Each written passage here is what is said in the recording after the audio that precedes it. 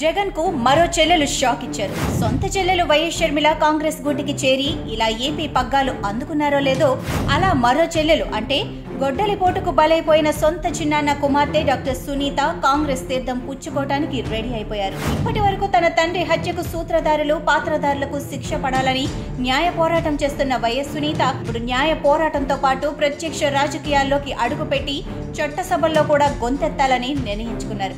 అన్నిటికీ మించి తన తండ్రి హంతకులకు రక్షణ కవచంలా నిలిచి కాపాడుతున్న పెద్దనాన్న వైఎస్ కుమారుడు ఏపీ సీఎం జగన్ పై రాజకీయ పోరాటానికి రెడీ అయ్యారు. వైఎస్ వివేక హత్య జరిగిన వెంటనే ఆరోపణలు గుప్పించిన వాళ్లే ఇప్పుడు నిందితులుగా అనుమానితులుగా బోనులో నిలబడాల్సిన పరిస్థితిని ఎదుర్కొంటున్నారు. అప్పట్లో ఆరోపణలు ఎదుర్కొన్న వారికి ఆ కేసుతో ఏ సంబంధం లేదని విస్పష్టంగా తేలిపోయింది. అప్పట్లో నారాసుర రక్త చరిత్ర అంటూ ఆరోపణలు గుప్పించిన వారే ఇప్పుడు వివేక హత్య కేసులో అభియోగాలను ఎదుర్కొంటున్నారు, నిందితులుగా ఉన్నారు.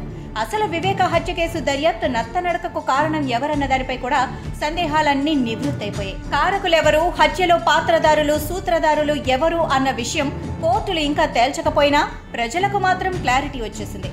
రాష్ట్రంలో అందరికీ వివేక హత్య మోటో ఏమిటి, చేసిందెవరు, చేయించిందెవరు అన్న విషయంలో ఎలాంటి అనుమానాలు కానీ సందేహాలు కానీ లేవు. అయితే అసలు ఈ కేసు ఇంతవరకు వచ్చి ఒక లాజికల్ ఎండ్ దిశగా సాగడానికి కారణం మాత్రం ఒకే ఒక్కరు. ఆమె హతుడు వైఎస్ వివేకానందరెడ్డి కుమార్తె డాక్టర్ సునీత. తన తండ్రి హంతకులు, వారి వెనుక ఉన్న ముసుగు వీరుల సంగతి తేల్చాలి అంటూ డాక్టర్ సునీత చేస్తున్న న్యాయ పోరాటం ఫలితంగానే వివేక హత్య కేసు దర్యాప్తు ఇంతవరకు వచ్చింది.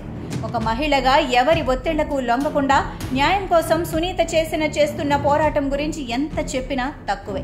అయితే జగన్ సర్కార్ వ్యవస్థలను మేనేజ్ చేయటం, నిర్వీర్యం చేయటం ద్వారా కేసు దర్యాప్తు వేగాన్ని మందగించేలా చేయడానికి చేయగలిగినదంతా చేశారు.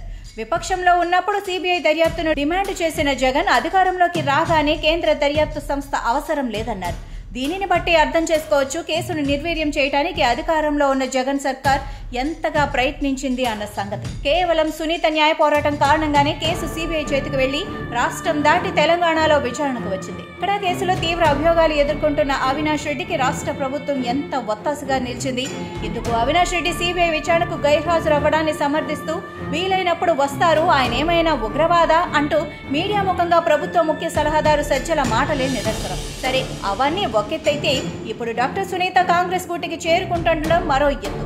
తండ్రి తమ్ముడిని స్వయంగా తన సొంత బాబాయ్ హత్య చేసిన వారిని సీఎం హోదాలో ఉన్న జగన్ కాపాడుతున్నారని తన న్యాయ పోరాటం ద్వారా ఇప్పటికే ప్రజలకు తెలిసేలా చేసిన డాక్టర్ సునీత ఇప్పుడు ప్రత్యక్ష రాజకీయాలలో అడుగు పెట్టడం ద్వారా బహిరంగ వేదికలపై జగన్ ప్రభుత్వ అకృత్యాలను, తన తండ్రి హంతకులను ఎలా కాపాడుతున్నారు వంటి అంశాలన్నింటినీ వివరించనున్నారు. జగన్ సొంత చెల్లెలు, సొంత అన్న జగన్ కు వ్యతిరేకంగా కాంగ్రెస్ పార్టీలో చేరి అన్నపై రాజకీయ పోరాటం ప్రారంభించేందుకు రెడీ అయిన సమయంలో ఆమెకు మద్దతుగా మరో చెల్లెలు డాక్టర్ సునీత కాంగ్రెస్ గూటికి చేరనుండటం, రాజకీయంగా చక్రం తిప్పబోతున్న సమయంలో సునీత కూడా కాంగ్రెస్ లో జాయిన్ అవ్వాలనుకోవటం రాజకీయ వర్గాల్లో సంచలనం సృష్టిస్తోంది.